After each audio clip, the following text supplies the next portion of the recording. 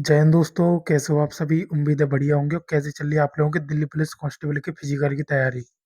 तो भाई आज की इस वीडियो में हम बात करने वाले हैं कि आपकी दिल्ली पुलिस की जो आंसर की है उसके कब तक आ सकती है, और भाई आपका कितना स्कोर है वो सेफ रहने वाला है।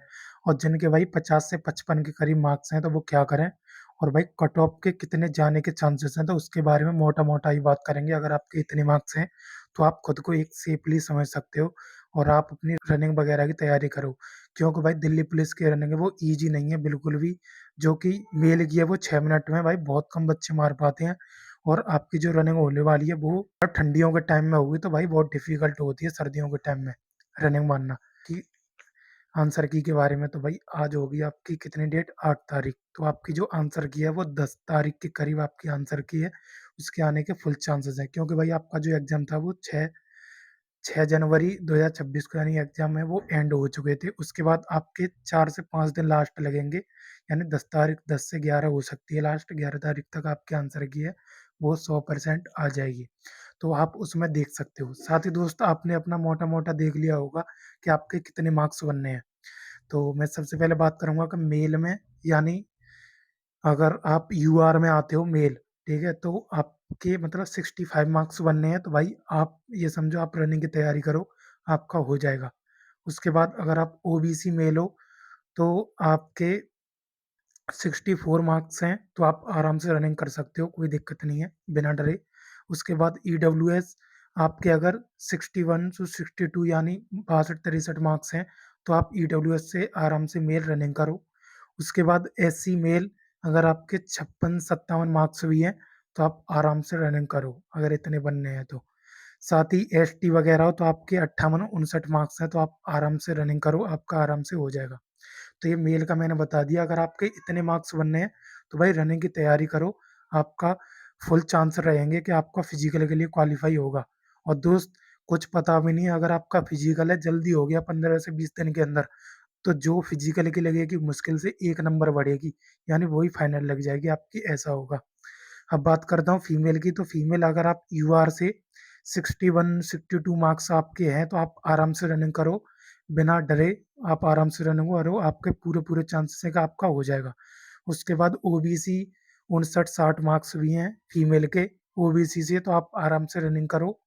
उसके बाद ईडब्ल्यूएस फीमेल यानी 55-56 मार्क्स भी हैं आपके, तो आप आराम से रनिंग करो, कोई दिक्कत नहीं है। एसटी फीमेल अगर आपके 50 मार्क्स के करीब बैठ रहे हैं, 50 मार्क्स भी हैं, तो आप आराम से रनिंग करो। आपके पूरे चांस रहेंगे, यानी 100% चांस रहेंगे कि आप आराम से क्वालिफाई हो जाओगे रनिंग के लिए। क्योंकि क्वालिफाई हो गए तो बाद में दिक्कत होगी, आपसे रनिंग नहीं लगी, तो आप रनिंग की तैयारी अभी से करो। साथ ही एसटी की बात करता हूँ तो एसटी के अगर 52-53 मार्क्स भी हैं आराम से, एसटी की फीमेल, तो आप आराम से रनिंग करो, आपका आराम से हो जाएगा। तो भाई मैंने ये मोटा मोटा बता दिया। अगर भाई जिनके मेल में यानी 50-55 मार्क्स के करीब बनने हैं, अगर आप मतलब एसटी से, एससी से, ओबीसी वगैरह से भी आते हो तो आप रनिंग कर सकते हो।